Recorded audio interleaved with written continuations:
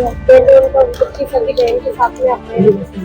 13 साल से उनका उसके साथ में रिलेशन है और ससुर से बोलते हैं तो वो बोलते हैं कि हमने शादी अपने लिए करी है, उनके लिए थोड़ी ना करी। तो मैं रहना होगा तो ऐसे ही रहना होगा ससुर। और जिनसे वो नंद का अफेयर है वो तो जान से मारने के लिए नींद की गोलियां खिला देती थी रात में और मेरे कमरे में ही दोनों रहते थे साथ में।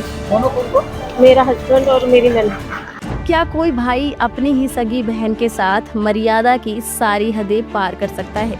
क्या एक पत्नी को सिर्फ इसीलिए जान से मारने की कोशिश की जा सकती है क्योंकि उसने अपने पति के पाप को देख लिया? भोपाल में महिला आयोग के जनसुनवाई में सामने आया एक ऐसा मामला जिसने हर किसी को चौंका दिया।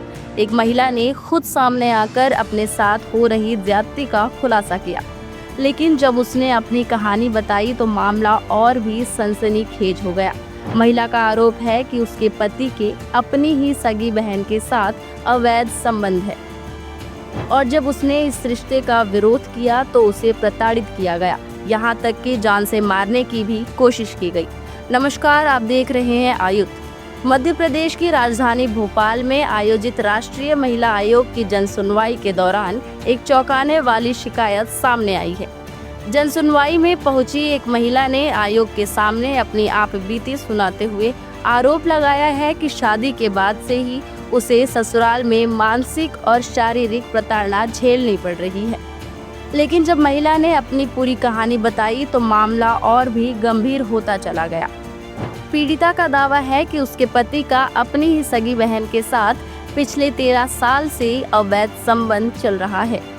महिला का कहना है कि शादी के बाद से ही उसे इस रिश्ते के बारे में पता चल गया था। पीड़िता के मुताबिक कई बार उसके सामने ही पति और ननद आपत्तिजनक व्यवहार करते थे। जब उसने इसका विरोध किया तो उसे प्रताड़ित किया गया और घर से निकालने की नौबत तक आ गई। जब से शादी हुई तब से तो तलाक का कहने लगे और जो हस्बैंड है उनका उसकी सगी बहन के साथ में अफेयर है और ससुर से बोलते हैं तो वो बोलते हैं कि हमने शादी अपने लिए करी है, उनके लिए थोड़ी ना करी। तो मैं रहना होगा तो ऐसे ही रहना होगा ससुर। महिला ने यह भी दावा किया है कि उसके पति की पहली पत्नी भी इसी वजह से उसे छोड़कर जा चुकी है। पीड़िता के मुताबिक जब उसने इस पूरे मामले की शिकायत अपने सास ससुर से की तो उन्होंने मदद करने के बजाय उसे चुप रहने को कहा। महिला का आरोप है कि ससुराल वालों ने साफ कह दिया अगर उसे इस घर में रहना है तो सब कुछ सहना होगा। 4 महीने उधर रहे तो वो भी उन्होंने बहुत परेशान किया, लड़ाई झगड़े मारा थी और जिनसे वो नंद का अफेयर है वो तो जान से मारने के लिए नींद की गोलियां खिला देती थी रात में और मेरे कमरे में ही दोनों रहते थे साथ में। दोनों कौन? मेरा हस्बैंड और मेरी नंद। दोनों सगे बहन से शादी कर ली थी? शादी नहीं करी, दोनों साथ में ही है, सगे रिलेशन में। हस्बैंड खुद के उनका खुद का कहना है 13 साल से उनका उसके साथ में रिलेशन है। पहली बीबी जो थी उनकी वो भी इसी चक्कर में छोड़कर गई। इतना ही नहीं, महिला ने यह भी आरोप लगाया है कि उसकी ननद उसे नुकसान पहुंचाने की कोशिश करती थी और कई बार उसे डराने धमकाने की भी कोशिश की गई। पीड़िता का कहना है कि वह कई महीनों से न्याय के लिए पुलिस थाने के चक्कर काट रही थी, लेकिन उसकी शिकायत पर कोई कार्यवाही नहीं हुई। आखिरकार वह अपनी शिकायत लेकर राष्ट्रीय महिला आयोग की जनसुनवाई में पहुंची।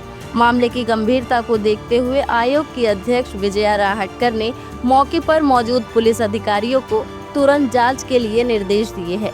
उन्होंने साफ कहा है कि अगर महिला द्वारा लगाए गए आरोप सही पाए जाते हैं तो दोषियों के खिलाफ सख्त कानूनी कार्यवाही की जाएगी।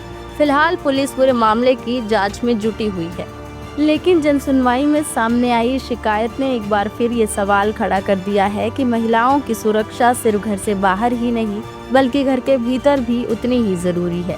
एक तरफ मुस्लिम महिलाओं के अधिकारों के लिए 3 तलाक जैसे मुद्दों पर लंबे समय तक संघर्ष किया जाता है, लेकिन दूसरी ही तरफ अगर महिलाएं अपने ही घरों में सुरक्षित नहीं है तो ये सवाल और भी गंभीर हो जाता है। यही वो वजह है कि केंद्र सरकार ट्रिपल तलाक जैसे कई कानून लाई थी ताकि मजहब और निजी कानूनों की आड़ में महिलाओं का शोषण बंद हो सके। हालांकि आज भी कई मौलाना इन सुधारों का विरोध करते हैं, लेकिन भोपाल की इस घटना ने साफ कर दिया कि जब घर की 4 दीवारी के भीतर ही जुल्म की इंतहा हो जाए तो सख्त कानूनों की ढाल ही महिलाओं का एकमात्र सहारा होती है। अब देखना होगा कि जांच में क्या तथ्य सामने आते हैं और क्या पीड़िता को न्याय मिल पाता है। लगातार जुड़े रहने के लिए आयुक्त को सब्सक्राइब जरूर करें।